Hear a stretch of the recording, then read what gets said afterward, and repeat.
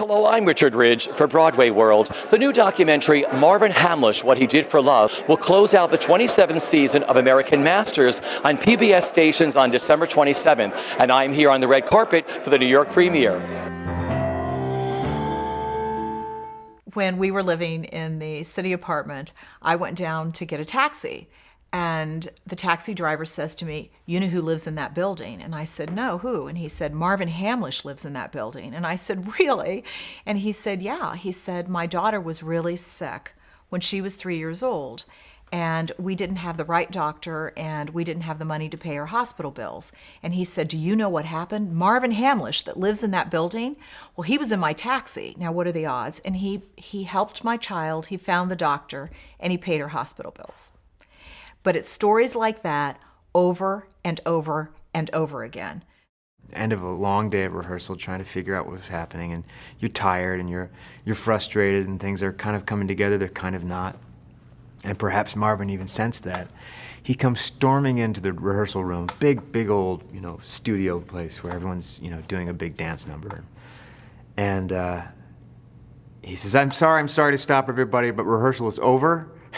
Everyone stops and looks.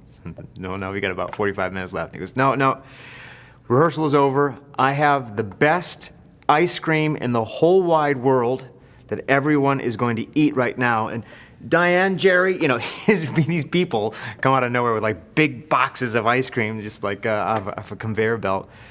And he proceeds to unload all this ice cream with about 60 different flavors. You gotta try the pistachio. Oh, you gotta try the mint, whatever. And we ate ice cream for the last half hour of the of the rehearsal day. So what's brought you here tonight? I did Legally Blonde with Dory, and anything she does, I am, an extreme fan of. And I think that, the last work that I saw her do was her beautiful piece on Carol Channing, and it was just enchanting, and her work is sublime. So I'm so excited to be here tonight and hear this amazing story that I know a little bit about, but I can't wait to hear the details. Can you tell me what you admire the most about Marvin Hamlisch?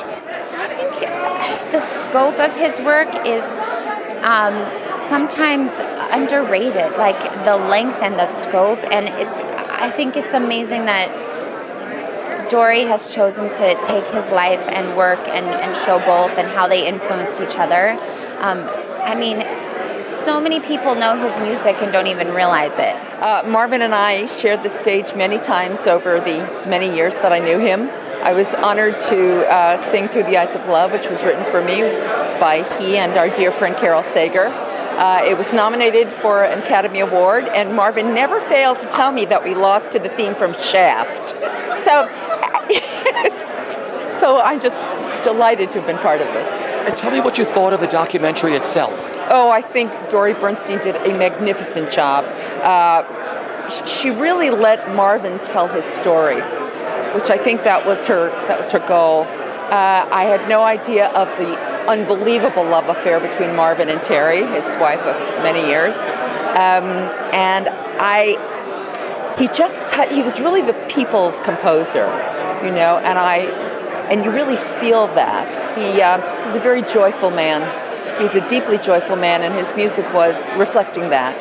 Marvin was an enthusiast, and in addition to being a genius, he was so much fun to work with. He would literally bounce around a room, and it was always exciting. You never knew what you were going to get. You just sat down with him, and something fresh and interesting musically came out of him. It was fun.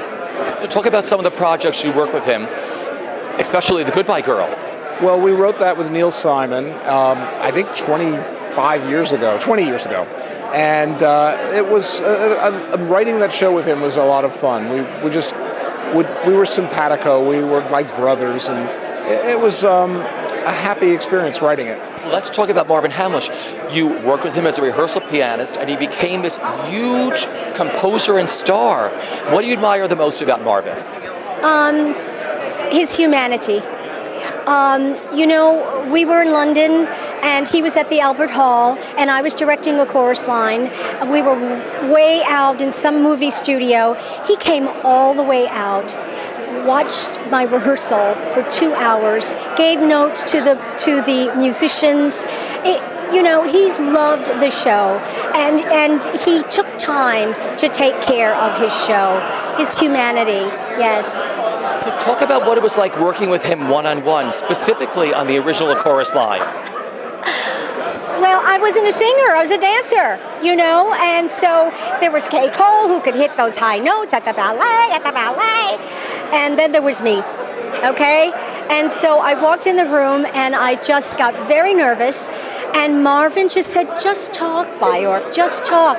And he began to create my theme, the Connie Wong theme. And from that, from my dialogue, and from that theme came my song, 4'10". Marvin Hamlisch, oh my God, probably one of the great geniuses in the great pantheon of musical theater and movie music and pop music and entertainment and show business and live concerts and musicology. I mean, what a polymath, which is the College Board word. I love that word. Oh God, he's a dear, dear, dear friend. He was the nicest guy in the world. He would reach down and help any young writer coming up. Last time I saw Marvin was we were at the Golden Globes, and he wanted to know if I needed a lift. There aren't enough words to talk about the generosity, the heart that Marvin had. He had music with a heart and a brain, and this is just such a great celebration of his life. I couldn't be more thrilled to be here. I think I'm in the movie, Do you remember the first time you met him? First time I met Marvin, good God Almighty, when Ed Kleben was writing a chorus line with him, and Ed was in the BMI Music Theater Workshop. And actually, after they would write a song, Ed would come in and sing we were the first people to hear the songs, and we would listen to it. We would go, "Oh my God, Ed, this stuff is unbelievable." You know, I'm really of the age that Chorus Line was the seminal show. I mean, I was 15 when it came out, and he had this extraordinary year, I think 2 years before, where he'd had the Entertainer. He was sort of everywhere. And Way We Were had come out the year before, so I knew who he was. He was sort of a celebrity, and then he wrote this piece of art that sort of transformed musical theater and transformed my life. So I'm thrilled to be here. It's just sad that he isn't here, you know, because he really should be. We should have had him for another 20 years. Did you get a chance to meet him or work with him at all? I never worked with Marvin, but I met him on several occasions, and he was very sort of collegial. You know, he really liked to meet the other people who were in the trenches doing it. The year of Thoroughly Modern Millie was the year of Sweet Smell of Success. So there were events, and we'd be at these lunches, and he liked to meet the other people in the field. So I met him many, many times and thought very, very highly of him. And I know so many people that knew him well, and apparently he was just the mensch of all time, just of all time. I got to work on Nutty Professor as the dance arranger. So what was it like working with Marvin Hamlisch? I was so scared. He's such a legend, and it was wonderful getting to work with him. So what was it like? Talk about the process and getting to know him and working with him professionally. I would create these arrangements, and I'd work with Joanne Hunter, the choreographer, and we'd showcase them for Marvin. And if there were things that he liked, he wouldn't say anything. But if there were things that he didn't like, he would speak up. And it was always nerve-wracking. He was going to say, what's going to happen next? And he always had the best notes. It was a true delight. Tell me what you did with the documentary and the film. Basically, I adapted and arranged Marvin's music for the picture. I would say a third of it is Marvin performing. A third of it is pre-recorded tracks that Marvin created during his career. And a third of it I scored, essentially, with his music. So I arranged his music to fit the picture. So what did you learn about him with working on this that you didn't know before? I knew he was an incredibly kind man. I think what you'll get from this movie is just how incredible he was. You really get to know him, and he was a brilliant man, a brilliant musician, but I think from this movie you'll see what a wonderful guy he was. What has it been like for you working on this? Well, Dory obviously is the producer, and I've tried to help where I can by opening up the archives and the photos and the things that they needed. And I haven't seen the final cut until tonight. But I've seen cuts that have been up to this, and it's been amazing. And I think Marvin's here in spirit tonight. You know what everyone is saying is that Marvin tells his story in this documentary. Was that important to you? Yes, very. I think that Dory made the right decision and a very smart decision in letting Marvin tell most of his own story, because he's the one telling it. And to see him on the film and hear his voice is quite powerful.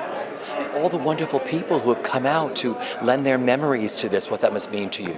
That to me was the most overwhelming and the most profound thing, because Barbra Streisand doesn't need to do an interview, but her love for Marvin and her love for the friendship and how close they were, to me that was humbling, and it's a testimonial to the artists that have worked with him and the people that have loved him, that these people would do these interviews that wouldn't normally do it. Tell me how exciting it was for you to work on this.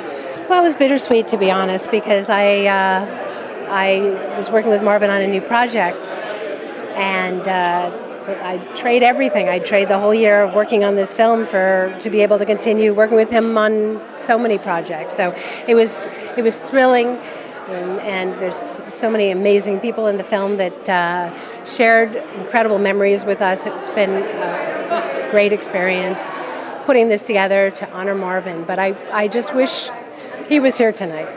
But everybody says he is here because you let him tell the story in this. Oh, that's so nice. That was an important conceit, to have Marvin tell his own story. You are so good at putting these together, and I'm sure it's really hard for you because you get so many stories, but I guess you have to set the tone of what you want it all to be. What are the challenges, and what were the challenges for this with you, making this so beautiful? Oh, wow. There's so many challenges when you make a documentary film.